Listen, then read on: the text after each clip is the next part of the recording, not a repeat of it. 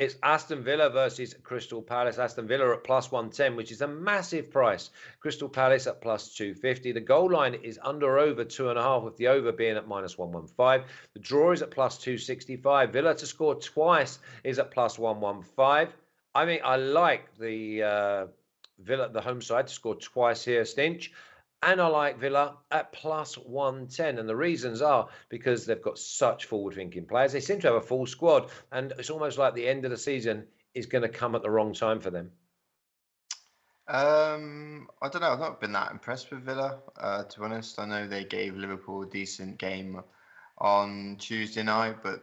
And they battered Spurs, you know. I know, and this is like, sounds weird. They got beat 4-0, right? I think it was, at home to Spurs. They battered Spurs, and they went 1-0 down early and then completely battered them, and Spurs just put them to the sword. Yeah, they're very hot and cold. I think Gerrard he's lost more games than he's won so far. I think they've only picked up 2 draws, so basically they either win or they lose in the current regime. Yeah, I'm not really. I think this game is just one end of season. Nothing either team has to play for. I could see kind of both things happening. I could see, it's a basketball style match, but I could also see just some drab affair where both teams just want the season to finish, basically. So in my mind, it's a horrible one to try and bet, and I think there's much better opportunities elsewhere. I would think we waxed Liverpool quite a lot about Crystal Palace this season. 2 new managers really here in the Premier League, in Vieira and Gerrard, and we have to say that Vieira's done a much better job than Gerrard, given the level of investment. You look at the fact that Villa spent a lot of money in the summer. I know that money came from Jack Grealish, but then they went again in January with the signings of Coutinho and Luka Dean. I think Jacob Ramsey's maybe been a miss for them in the middle of midfield. Had to play. I was surprised they lined up with both Nakamba and Douglas Luiz on Tuesday. I feel as though both of them are very defensive. They don't offer a lot going forward. The young lad that came on, his name escapes me, but he's looked quite good. And I'll be interested to see whether he maybe starts here. And I think Mark posed a good point when we discussed the game against Liverpool, that there's a massive conundrum really for Villa. How do they fit Coutinho, Buendia, Watkins and Ings all in the same side? And I still think that's something that they're struggling with.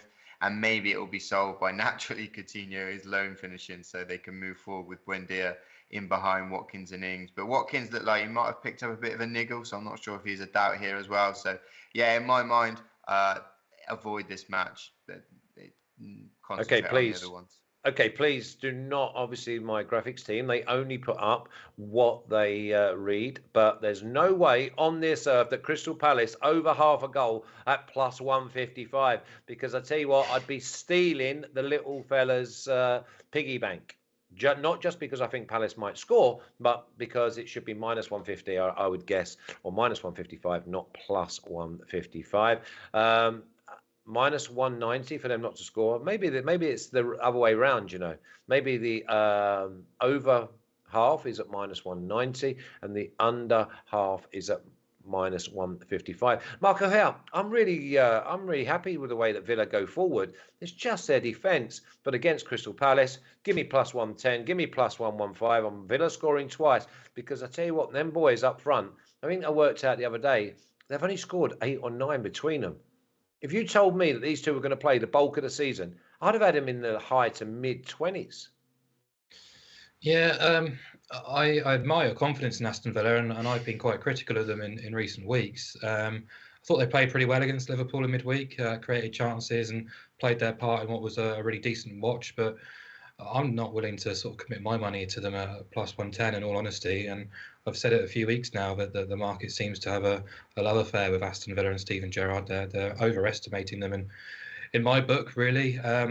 But I just think it's quite fascinating from a psychological perspective for these players who will have raised themselves for a home game against Liverpool with a big crowd, a big TV audience under the lights, to then go again a couple of days later at Villa Park against Crystal Palace. Just doesn't have the same appeal for the players end of season. I do wonder whether that kind of has to be taken into account, a bit of a drop-off in performances. They're clearly not going to be quite as kind of up for the game against Palace as they would have been against Liverpool, really. And I think Palace are coming into this off a full midweek, well rested, well prepared.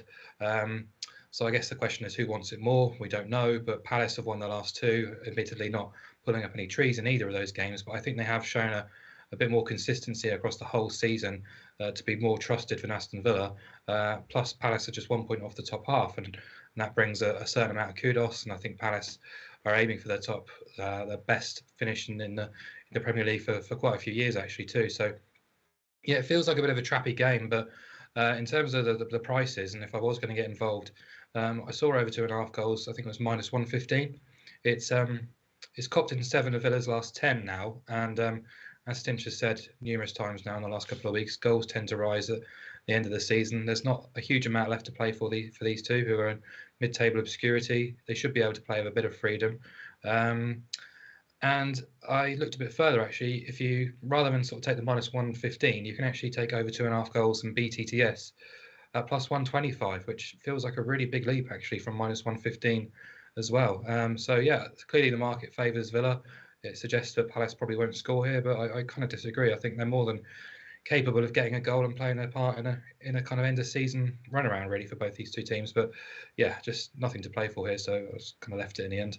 Yeah, at this stage of the season, I'll go with the home side every single day, especially when they've got players that need to be scoring goals. I've just added, by the way, on the official sheet that I'm going with Villa team total over 1.5 +115. I see Villa scoring twice. So, I mean, it just basically, can you just put up their numbers again, please? Because I just want to make sure that I've got the right number there. Over 1.5. Yeah, okay. So Villa to score twice is +115. That pays for my, if it ends up being 2-2, so be it, but I still make sure I win money. But Villa scoring twice against Palace, I'm all over it. I am so all over it. I just can't rely really on Villa not letting into. Oh, I must be. Listen, this is like Villa 2-0. Palace ain't bothering. One of the last home games of the season. That's it. Come on, Villa. Let's have a little look at the official picks, because if I'm on my own again, then there's a shock. Aston Villa moneyline +110, and I've also added the team total over 1.5. I mean, I wouldn't put anyone off of Villa to win an over 1.5. I wrote down 2-0 again, so it's just the home side for me.